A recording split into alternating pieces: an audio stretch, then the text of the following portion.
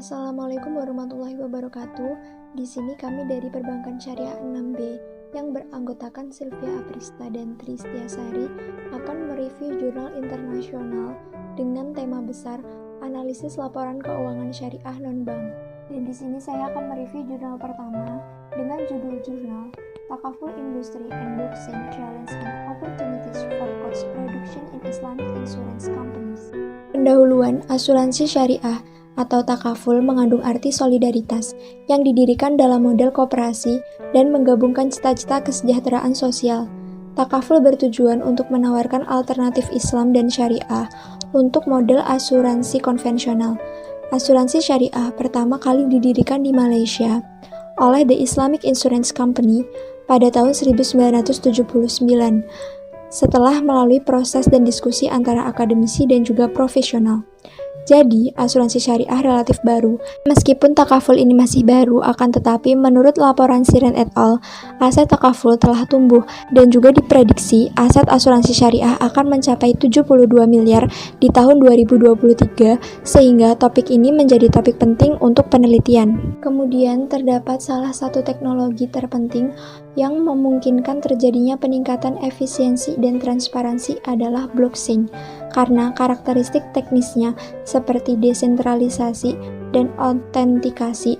Blockchain memungkinkan penggantian pengelolaan sistem informasi tradisional perusahaan dan berbagi informasi di antara jaringan, mengurangi biaya operasi dan meningkatkan transparansi.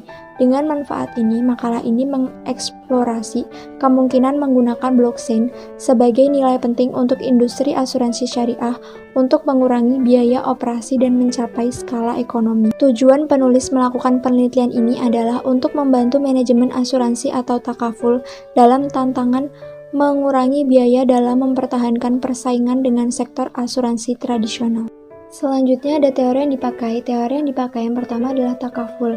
Jika dibandingkan dengan asuransi tradisional di mana individu yang diasuransikan membayar premi sebagai imbalan atas pergeseran risiko. Perbedaan model konvensional mencakup beberapa elemen.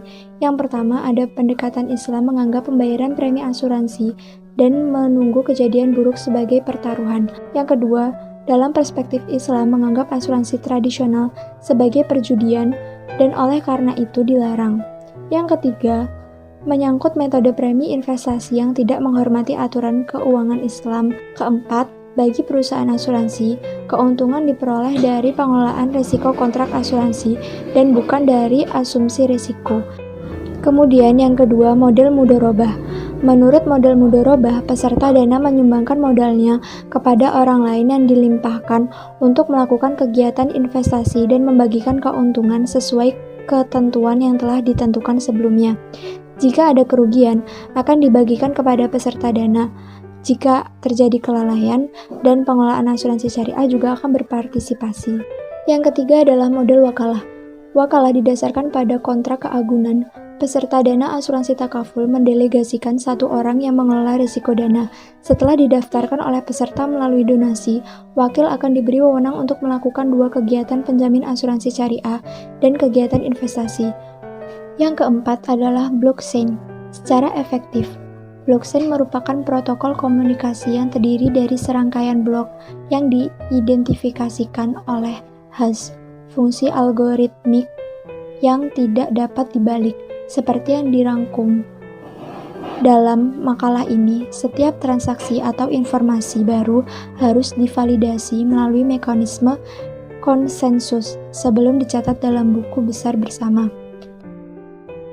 Selanjutnya, penggunaan blockchain di industri asuransi syariah. Yang pertama adalah pengelolaan klaim dengan register yang tidak dapat diubah dan didistribusikan akan berkontribusi pada pengurangan penipuan antara perusahaan asuransi melalui analisis pengaduan yang diterima secara terintegrasi. Yang kedua, keberadaan buku besar bersama dan tidak dapat diubah akan memungkinkan pengelolaan klaim yang lebih cepat dan lebih efisien oleh perusahaan yang menggunakan kontrak cerdas. Yang ketiga, keberadaan database publik bersama akan memungkinkan perusahaan untuk mengidentifikasi informasi tentang manfaat risiko dari semua peserta asuransi syariah. Dan yang terakhir, manajemen klaim akan memungkinkan klien untuk memantau proses secara real time. Selanjutnya pembahasan dan kesimpulan. Penerapan blockchain di tingkat asuransi berpotensi menurunkan tindakan berulang dan dengan demikian menurunkan gap dibandingkan dengan perusahaan asuransi tradisional. Penggunaan blockchain pada awalnya dapat diimplementasikan untuk pengelolaan pembayaran oleh pelanggan. Selain itu, hal ini juga akan memungkinkan pembuatan database terdesentralisasi tunggal yang mampu mendeteksi penipuan apapun karena klaim berulang. Dengan terciptanya transaksi, semua informasi akan dibagikan di jaringan. Makalah ini bertujuan untuk mendukung pilihan strategi para manajer perusahaan asuransi takaful. Selain itu, manajer asuransi juga dapat menerapkan blockchain untuk mengurangi penipuan dengan membagikan dan memverifikasi catatan yang didistribusikan. Di sisi lain, penggunaan blockchain mungkin juga memiliki masalah kelemahan, seperti yang diungkapkan oleh Sean Dillon dan kawan-kawan. Pada bulan Juni 2016, register yang didistribusikan di jaringan blok di-read. Dengan cara ini melanggar kode dan informasi yang ada dalam kontrak cerdas. Oleh karena itu, setidaknya dalam jangka pendek, dalam kasus operasi, kurangi gap dalam hal efisiensi yang disorot oleh kontribusi dari berbagai peneliti. Dan yang terakhir, seperti yang ditunjukkan, blockchain tidak bebas dari ancaman. Oleh karena itu, perlu dibuat pedoman untuk privasi orang yang diasuransikan. Selanjutnya, analisis SWOT dengan kekuatan aksesibilitas informasi, meningkatkan transparansi, mengurangi penipuan, dan meningkatkan efisiensi operasional. Dengan kelemahan, verifikasi konsensus dan kemungkinan data manipulasi dan energi konsumsi, dengan peluang pembuatan proyek percontohan, pengurangan biaya operasional dan pengurangan kesenjangan, dan yang terakhir adalah ancaman. Tahap awal penerapan biaya investasi perlu menentukan pedoman untuk privasi informasi. Baik, di sini saya akan melanjutkan review jurnal yang kedua, yaitu judulnya Measuring Sustainability of Takaful Performance in Malaysia. Menjadi alasan kenapa penulis melakukan penelitian ini, yaitu sistem takaful sendiri didasarkan pada dua prinsip, yang pertama ta'awun dan yang kedua tabaruk. Menurut IFSA, mengartikan bisnis takaful adalah skema yang berkaitan dengan administrasi, manajemen, dan pengoperasian dana takaful bagi peserta takaful yang mungkin melibatkan unsur investasi dan tabungan termasuk bisnis takaful. Bisnis di industri takaful adalah salah satunya segmen yang tumbuh paling cepat dengan 20% pertumbuhan tahunan secara global. 2 dekade terakhir, kinerja perusahaan takaful secara luas dalam membangun seumur hidup hubungan dengan peserta takaful dengan memberikan pelayanan secara profesional, efisiensi, inovatif, dan etis, selain memberikan pengalaman pelanggan terbaik. Sejak 2015 lalu, perubahan pasar takaful dipengaruhi oleh peningkatan nilai kontribusi takaful.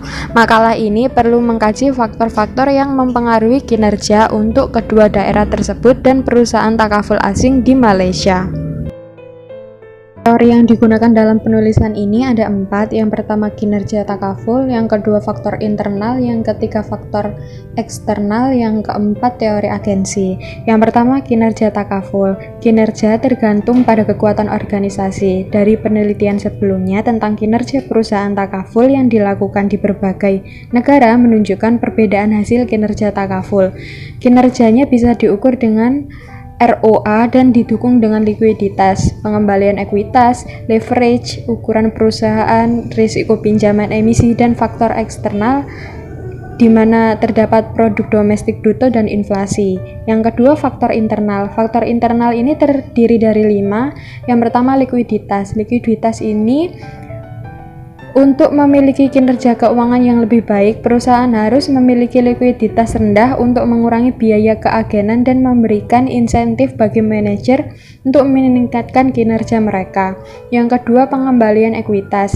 Hasil yang sesuai dengan hipotesis mereka yang meningkatkan return ekuitas ini akan pengaruh pada kinerja takaful di Malaysia. Dengan demikian, pengembalian ekuitas dan takaful yang diharapkan kinerja memiliki hubungan yang positif.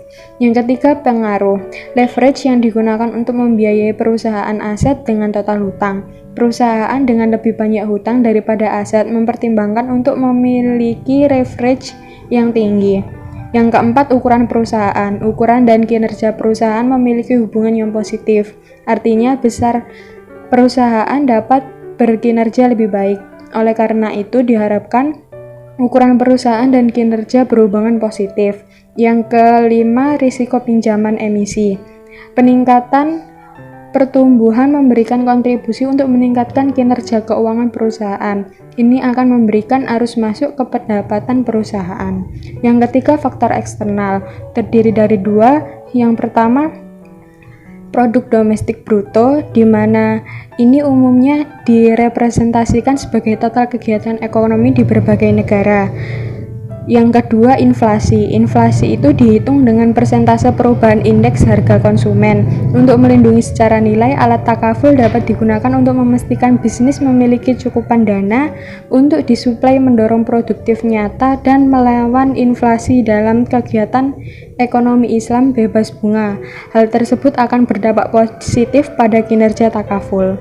Yang selanjutnya yaitu teori agensi. Teori ini adalah salah satu teori paling terkenal dan sukses yang telah digunakan sejak tahun 1970-an. Ekonomi keuangan dan manajemen, teori keagenan akan membantu menjelaskan hubungan tersebut antara likuiditas dan ukuran perusahaan terhadap kinerja perusahaan. Hasil dari penelitian yang pertama, statistik deskriptif dasar dari variabel disajikan pada bagian ini. Tabel 3 mencatat deviasi standar terbesar pada 1,18570 untuk size. Ini berarti penyebaran data sangat besar. Hasil rasio kemiringan positif dan nilai skewness terbesar terdapat pada rasio UWR sebesar 1,98921. Hasil pada tabel 3 menunjukkan ukuran yang memiliki nilai kurtosis tertinggi dengan A nilai 43,09859. Selanjutnya, variabel dependen dan independen diuji dengan multikolinearitas berdasarkan A matriks korelasi sederhana. Seperti yang digambarkan pada tabel 4, semuanya tidak memiliki masalah kolinearity. Selanjutnya, hasil regresi data panel disajikan pada tabel 5. Dependent variable adalah ROA. Penelitian ini menggunakan tes Chow yang sesuai antara Poulet OLS, fixed effect, dan random effect. Hasil uji Hausman berdasarkan statistik Chi kuadrat seperti yang dilaporkan pada tabel 5 menyarankan bahwa efek yang sesuai signifikan secara statistik, maka H0 ditolak. Kesimpulan dari pengujiannya adalah untuk model 1 dan model 2, model efek tetap sudah sesuai. Namun menggunakan uji Chow, hasil p-value 0,1578 untuk model 3. Karena p-value lebih dari 0,05 dari 1% signifikan, oleh karena itu penelitian ini paling efektif dengan menggunakan Poulet OLS model. Dengan demikian, temuan ini menunjukkan bahwa kinerja perusahaan takaful terpengaruh oleh klaim kontribusi, seperti salah satu takaful mitigasi risiko efektivitas yang dirancang oleh perusahaan takaful mengandung risiko underwriting, tingkat kerugian yang dapat diterima untuk manajemen kinerja takaful yang sedang berlangsung. Selanjutnya, hasil GDP menunjukkan hubungan positif dengan ROA. Temuan ini menyiratkan bahwa variabel domestik bruto juga mendukung kinerja takaful dan berkelanjutan jangka. Dalam kasus Malaysia, PDB berpotensi menjadi prediktor yang baik untuk permintaan untuk takaful. Tabel 5 juga menunjukkan temuan R-square. Hasil ini adalah besarnya pengaruhnya atau kemampuan variabel independen secara simultan dalam mendeskripsikan kinerja takaful. Itu nilai S-square untuk model 1, model 2, dan model 3 adalah 0,84153, 0,76442, dan 0,55273. Masing-masing yang berarti variabel independen sangat kuat dalam menjelaskan kinerja perusahaan takaful di Malaysia. Penelitian ini mengungkapkan bahwa likuiditas, ekuitas return, underwriting risk, dan GDP berpengaruh signifikan terhadap kinerja takaful. Secara singkat, industri asuransi syariah memainkan peran penting dalam perkembangan ekonomi Malaysia. Oleh karena itu, penting untuk mengidentifikasi faktor-faktor yang berkontribusi terhadap kinerja takaful perusahaan untuk menjamin keberlangsungan industri dan perekonomian negara. Itu tadi review 2 jurnal dari kami. Kurang lebihnya mohon maaf. Wassalamualaikum warahmatullahi wabarakatuh.